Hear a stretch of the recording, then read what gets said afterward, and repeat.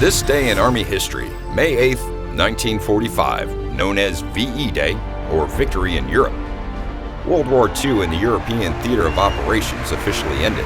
By the middle of April, the Army's 69th Infantry Division linked up with the Soviets at the Elbe River.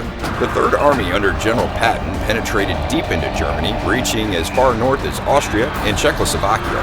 As the Allies closed in, Adolf Hitler committed suicide in his Berlin bunker on April 30th. Karl Dönitz became his successor, and knowing the war was lost, he ordered Alfred Jodl to sign the Instruments of Surrender in Reims, France on May 7th. Wilhelm Keitel then signed Germany's unconditional surrender in Berlin on May 8th, officially ending 6 years of brutal warfare in Europe. For more information about Army history, go to history.army.mil.